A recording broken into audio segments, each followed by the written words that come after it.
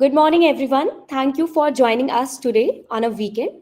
I am Surbhi Agarwal, founder of LegalWiki, and I welcome all of you to this webinar on how to start freelancing through Upwork and earn money. And for this webinar, we are thrilled to have Ms. Meghna with us. And before we dive into the session, let me take a moment to introduce LegalWiki to all of you. So, LegalWiki is the first legal news platform that presents legal news under 100 words in simple language with an option to explore more in depth insights. So, whether you're a law students or legal professionals, we all are so engrossed in our works and studies that we often overlook the importance of staying updated. So, at LegalWiki, what we are trying to do is make it effortless. And with our website, you can stay informed in less than 5 minutes a day on key legal developments. And we have received an overwhelming response, and more than 8,000 users have already visited our website in last 4 months. So basically, our goal is to become in shorts for legal community. And beyond news, we have also launched LegalWiki Connect. So basically, this is a platform where top legal professionals share their career journey and insights. And through this series of webinars, what we are aiming is to guide you in making informed career decisions. And this is just a beginning, and we are excited to have you on this journey. I'll just take another minute to share the user experience with you all. So recently we did a survey. We conducted a survey on LinkedIn, and I'm excited to share that we have received an amazing response regarding our website. They will be referring this particular website to this to daily.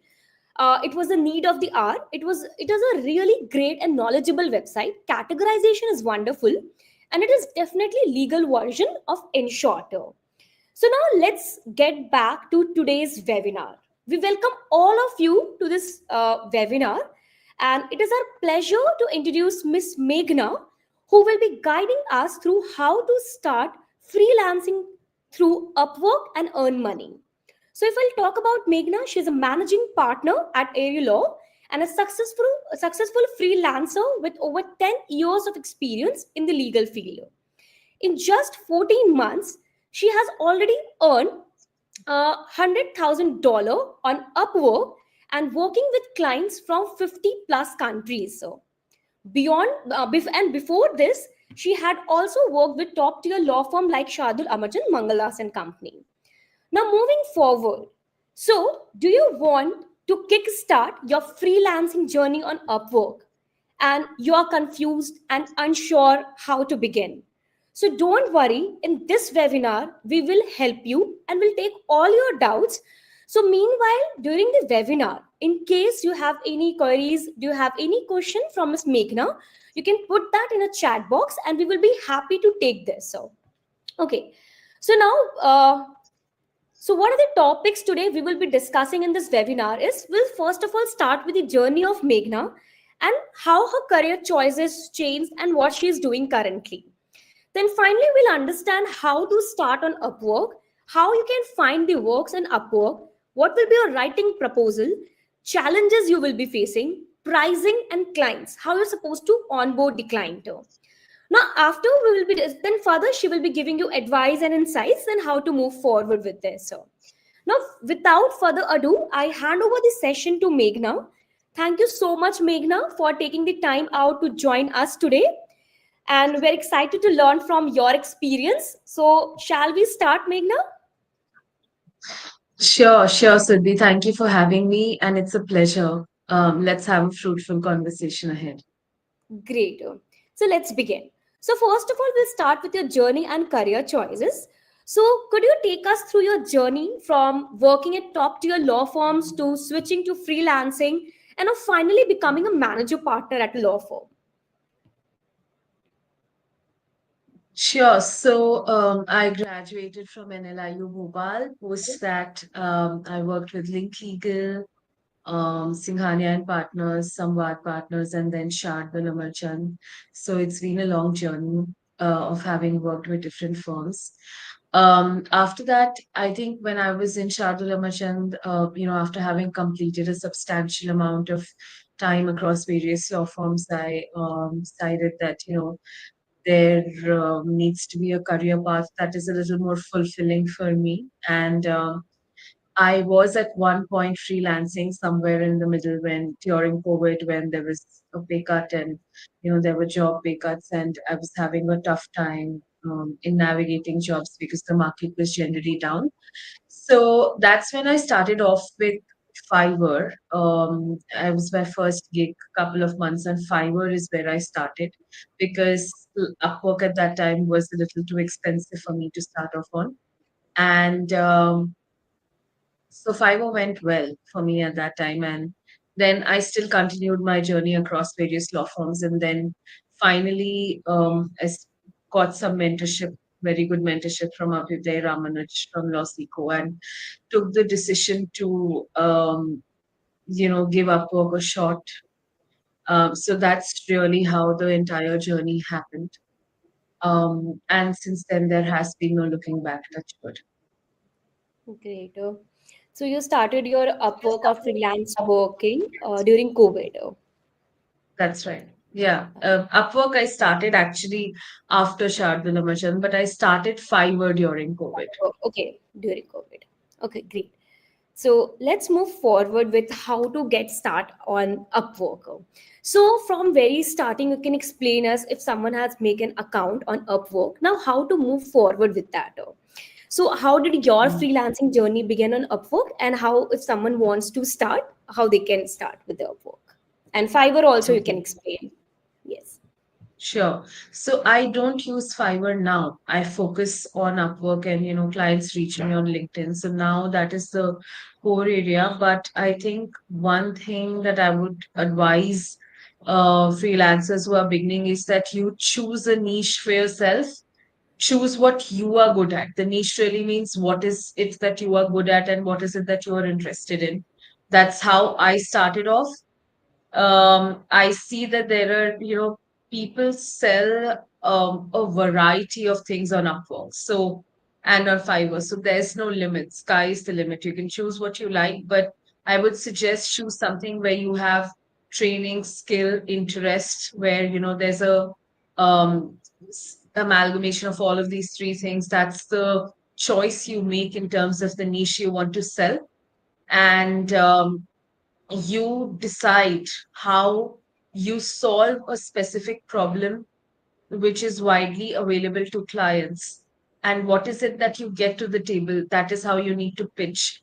So with these certain factors of knowing how to pitch and how to solve a problem and pitch to someone that you are capable and able to solve a problem efficiently, that's really the journey to go through Upwork.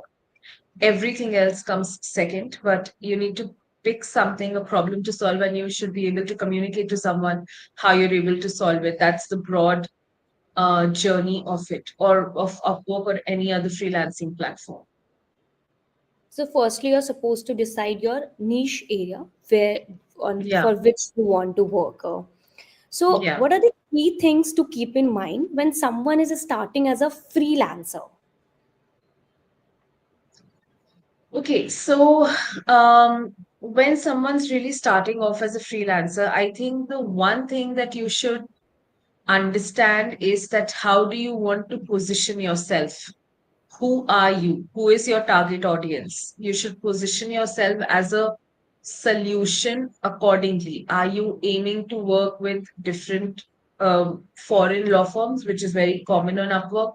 Or are you also aiming to work as an individual expert who will help organizations solve their problems?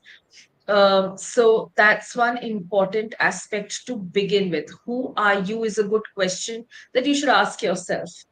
Um, then you should kind of try to build a reputation for yourself as whoever you want to be, based on your skill training, based on interest, like I mentioned. And, then you should start focusing on how you can get a couple of reviews and pitch as much as you can. So that's to begin with. And once you've established a little bit of traffic on your profile through getting reviews, and through demonstrating that you are able to solve a certain problem for someone. That's really how you pick up. That's great.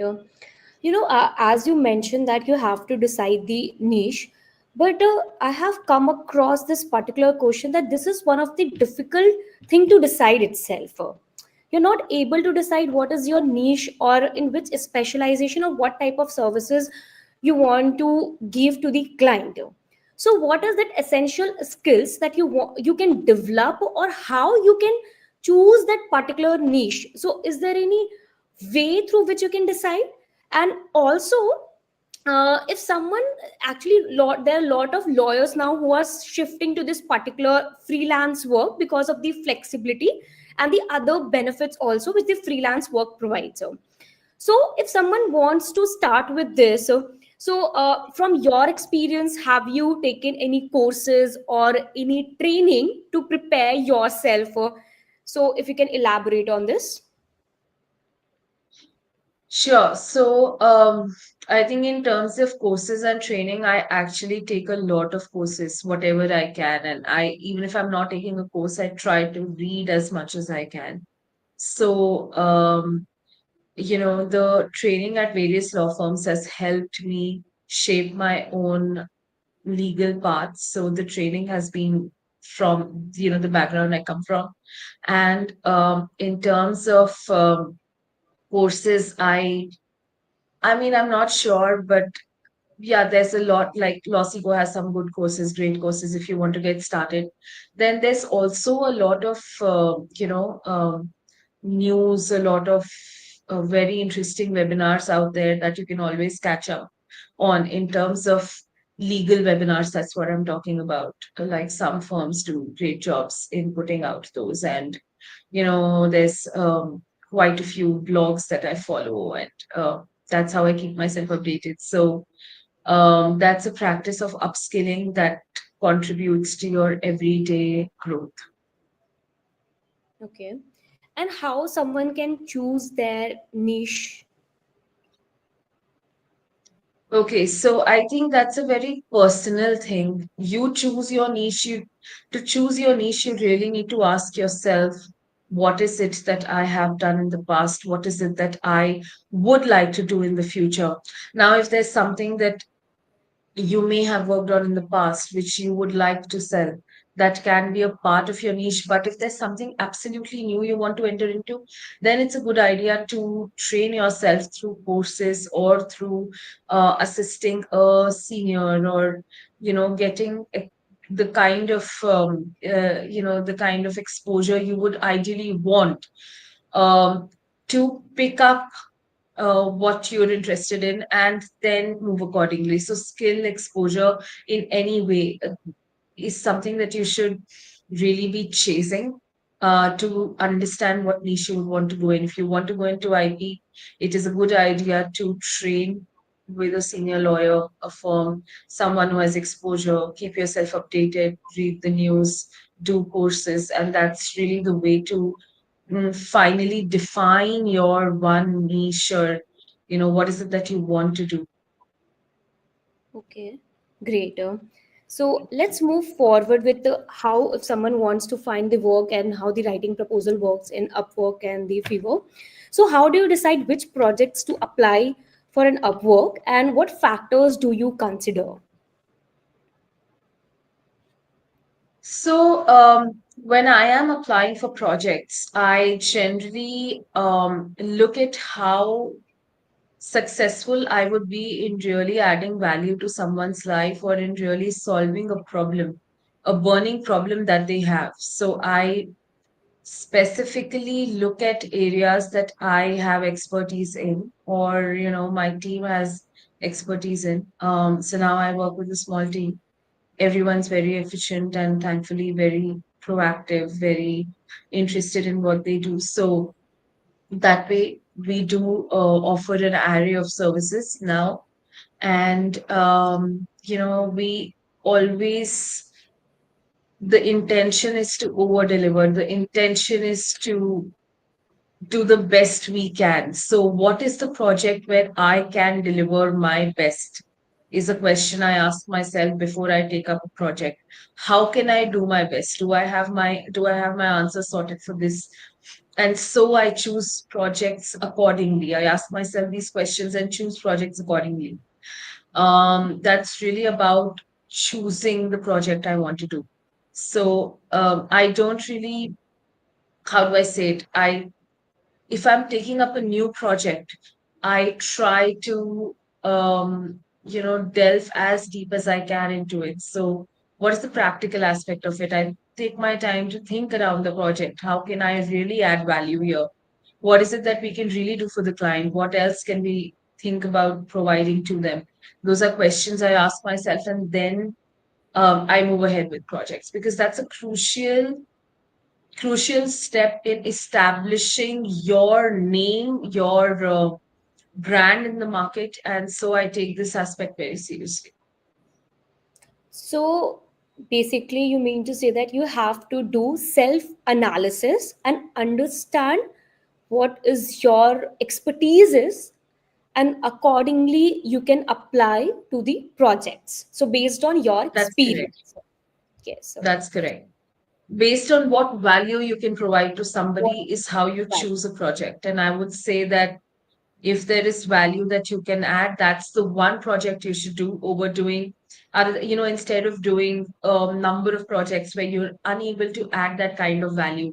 And everybody, it's not possible to chase every project in the market. There are some skills that we essentially may not be the best at, while others that we can really shine with. So yes, self analysis, like you mentioned, is a very important aspect. What is it that I'm good at? Does it match with the client's requirements?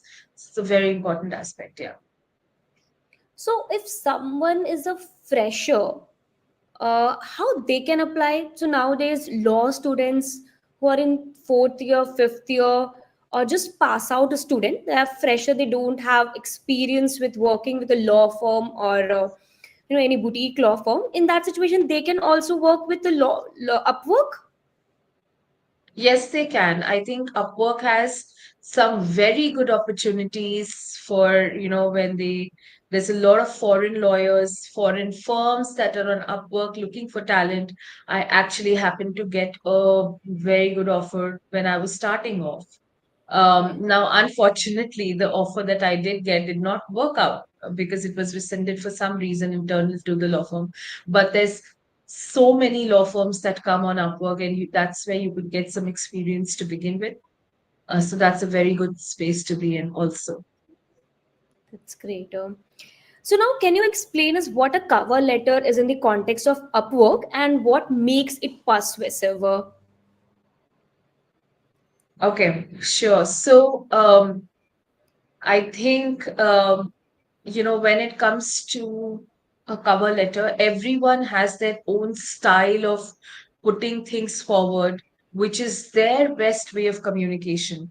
What I generally do is I can talk for myself. What I generally do when I'm doing cover letters is that I like to keep it brief. I talk about my previous experience. I talk a little bit about how I think I can add value, and that's how I sell it. That's how I send it to the client, and that's what I intend to put forward to the client. So my idea is, what is it that you have done? How can you add value? You want to communicate it. That's what the cover letter should be about. People have different ways of doing it. Some will do it through um, elaborating on how they have previously worked with clients and, giving practical examples. Someone will get on a call and explain this to the client. So that does not matter as long as you can communicate that you're able to solve a specific burning problem that the client is currently facing. That's my goal when I am writing a cover letter on Upwork for somebody. Okay. Um, so basically, here I wanted to ask: is there any format which someone can follow, or it depends upon your style of writing? So if someone wants to write a cover letter, someone wants to take a reference on how to write a cover letter for the Upwork, how they can go about it. Okay. So There isn't a strict format. What I have usually seen in terms of format that I've usually seen freelancers follow is that they introduce themselves. They begin by introducing themselves. They begin by introducing their specific niche. And after that, they move on to, how is it that they intend to solve the problem, and, what is their work ethic like, and then they conclude. So usually in terms of format, if you were to ask me, it's usually that an introduction of who you are, followed by an introduction of your niche, how can you solve a specific problem, and then how is it that your value system works, and maybe something to say that you're happy to get on a call, or that's a conclusion sort of situation. Yeah. Okay, perfect. So let's move on to the challenges, pricing, and the client. So what were the biggest challenges you faced when you started freelancing, and what are the challenges you can further mention? Like now, a freelancer or law students or professionals should keep in mind to avoid all those challenges. Okay, I think the first challenge that I did face was that I found Upwork a slightly more expensive platform to run, because, you need to buy connects and pitch initially. And that is why I did not join Upwork when I was, between jobs during COVID, because I found it expensive at that time. And so that's really one challenge. And if I sometimes interact with the Upwork team and give them feedback, I tell them that, you should be encouraging freelancers instead of having a high fee for the ones who are beginning, because it's not easy. Some of them are law students, some of them are starting off, and, it's not easy for everybody. So that's one small challenge which is peculiar to Upwork. Other than that, if you were to ask me in terms of challenge on Upwork, I think initially it was a little difficult for me to understand how to deal with a client who suddenly terminated a contract, like, who's um given me a contract, and now they're like, no, no, no. And I've done the work, and they're like, no, I don't need it anymore. Please give me a refund. Those situations do happen. Once in a while, they happen to everybody.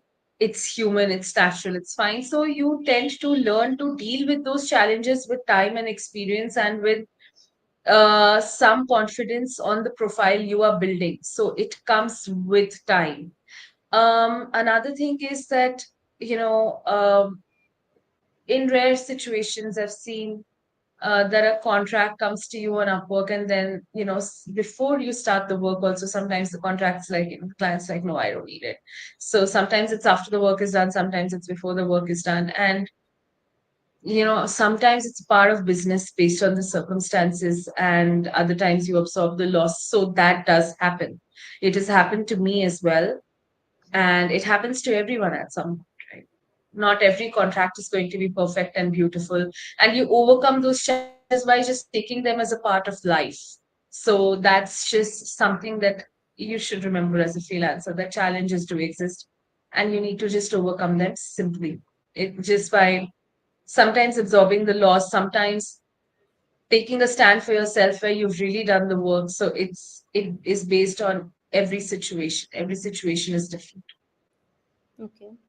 So do you enter into any sort of an agreement with them so that they cannot terminate the agreement at any stage, something like that? Yeah, so you can enter into an agreement with them, but if they don't want to still, honor it, then they don't want to honor it. It does happen very, very rarely.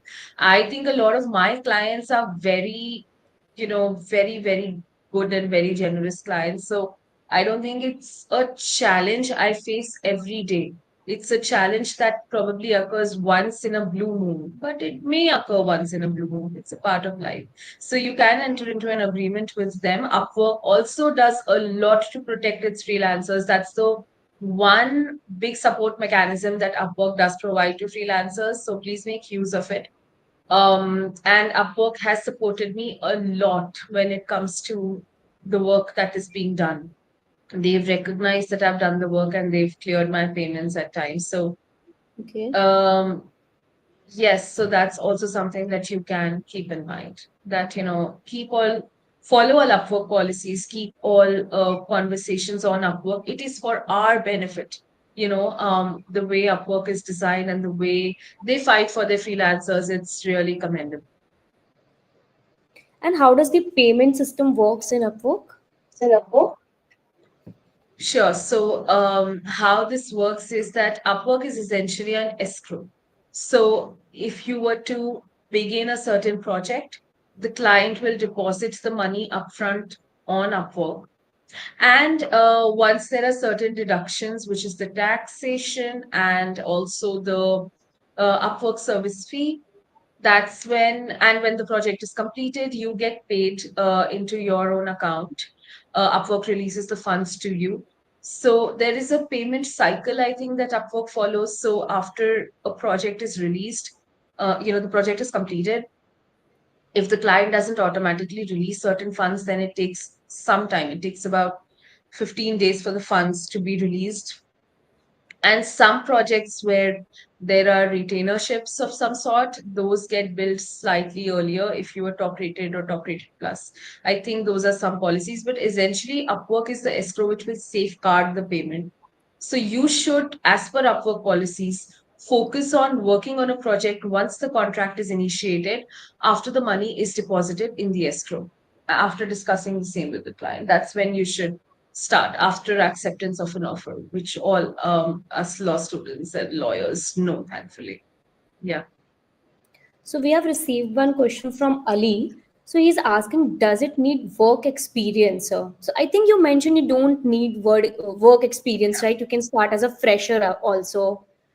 You Yes. just have to Yes. show that you have experience. Well, experience, it means that you have expertise in that particular area, the niche, and then you Yeah. can showcase your work. That Okay. is correct. Absolutely. You don't need any specific work experience to be on Upwork or to pitch. Clients may need you to be a qualified attorney. That's a client requirement. And anyway, a lot of jurisdictions also need you to either tie up with a local attorney or work as a paralegal, whatever it is, based on their specific bar association rules. So that's something you can look at. You can begin as a paralegal, work with a senior attorney. That's very common on Upwork. Okay. And if someone has paid you, but you have not completed the work on time, or the client is not satisfied with your work, in that situation, what happens? So, in that situation, if let's say a client is not happy with what you have produced for whatever reason, then in that case, you and your client can either agree to waive off a part of the payment or the complete payment in extreme situations. And if that's not something the both of you agree to, then you move to a dispute on the Upwork platform, where Upwork provides an independent dispute resolution mechanism, and most disputes are sorted during this dispute resolution. They hear both sides of the party and they look at evidences that both sides have to produce. And usually that's where a dispute is resolved. If not, then Upwork suggests that the parties move to arbitration, and both parties pay their costs for arbitration and genuinely um, find a solution to a dispute situation they have faced through arbitration. Now, one thing is that Upwork is, when it comes to resolving disputes, Upwork acts as a neutral third party and will usually take into consideration both parties, and what both parties have to say, and Upwork will try to resolve the dispute. And they are usually very, very fast, very efficient in resolving disputes. So that is a safeguard, again, like I said, for us, for people like us, to ensure that there's no very sudden or one-sided discriminatory sort of result that comes through the through in the dispute resolution. So it's a very simple process. Just follow the rules, keep communication through Upwork, and deliver the best you can on a project, and you should be fine. Okay, great. So we have one more question from Raghav. how do you get your first client and how to build trust? I think that's the interesting question, how to build trust. Because when you're starting new, so why will I give you the project? Because you are a fresher. So how I can build that trust?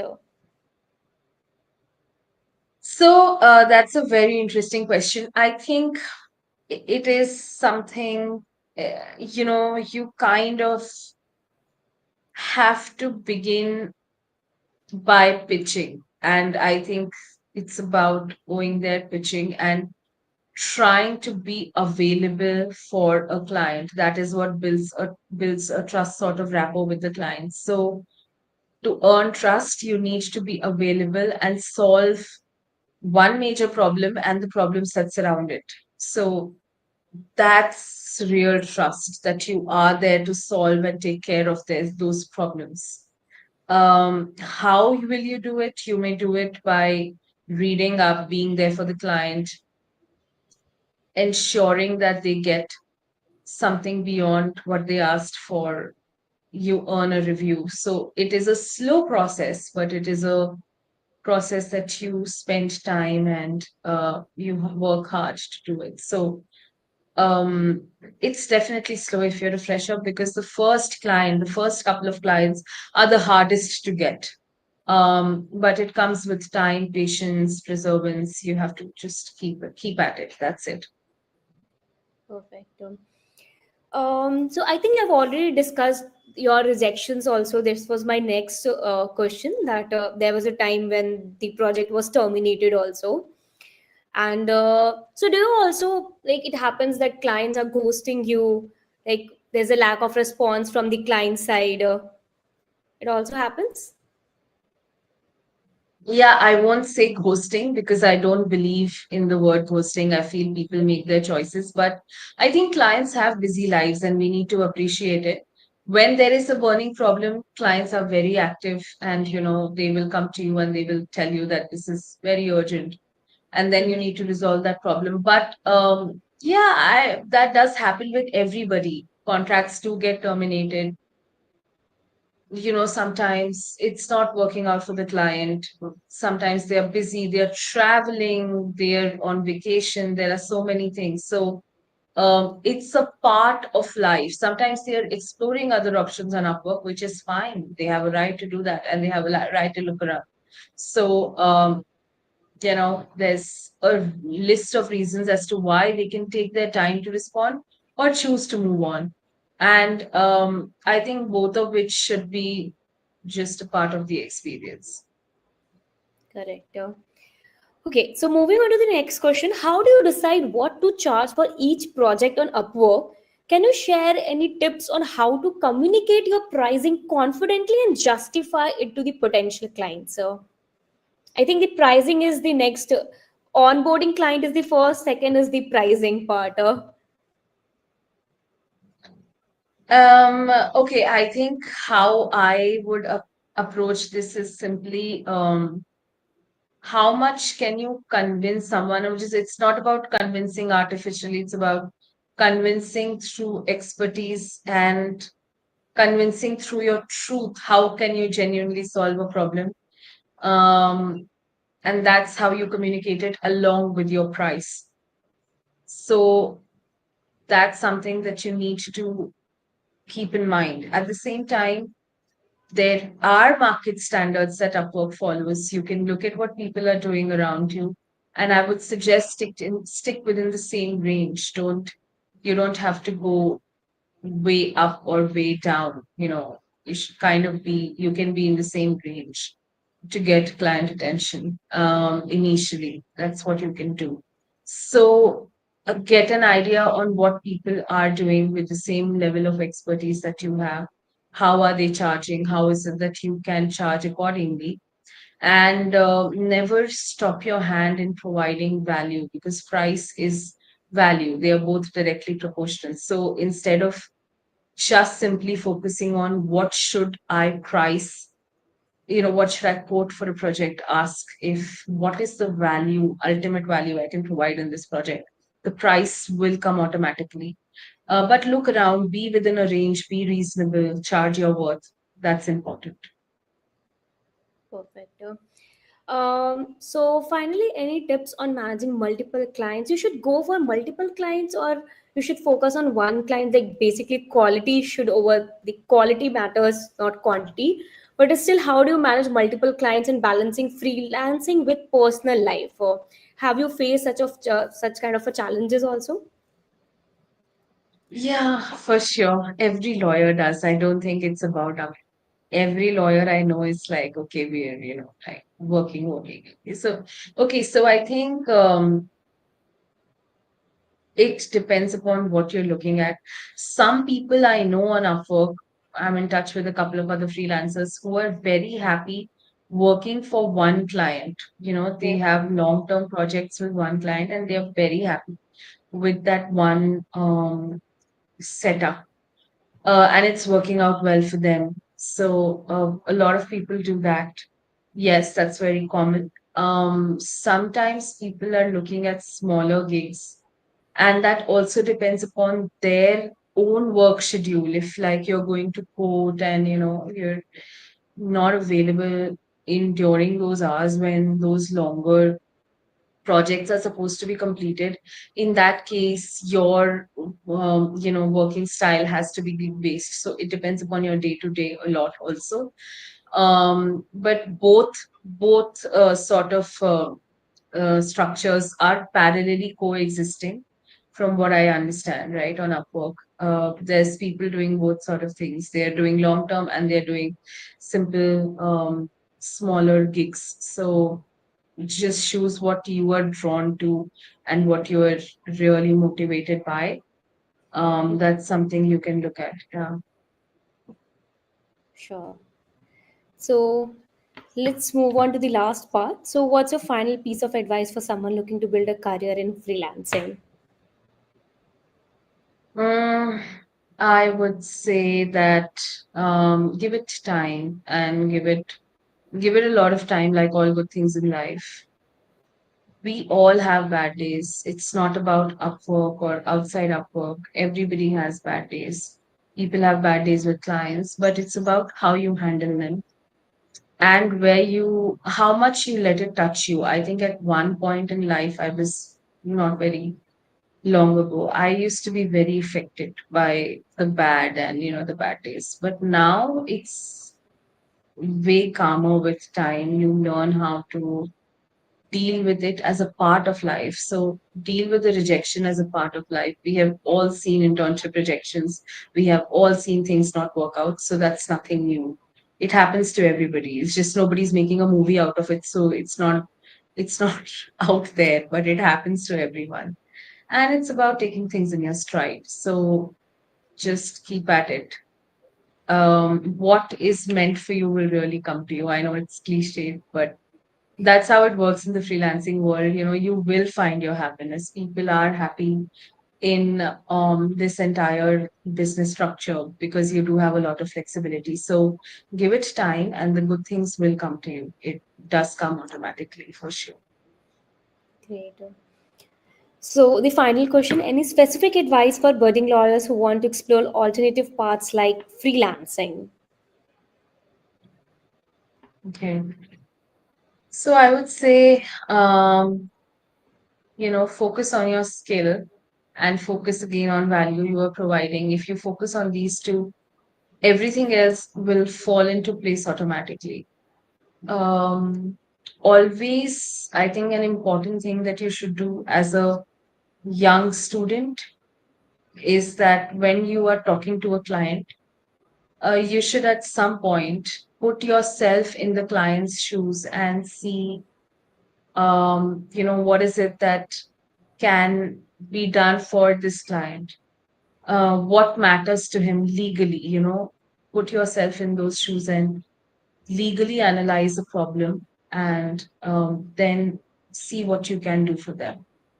That's an important practice. Wonderful. Okay, so that's it, Meghna. So those who have joined us, if you have any specific question from her, you can also put that in the chat box. We will be happy to take that. And apart from Okay. that, we can also wind up the session. So Sure. thank you everyone for joining us.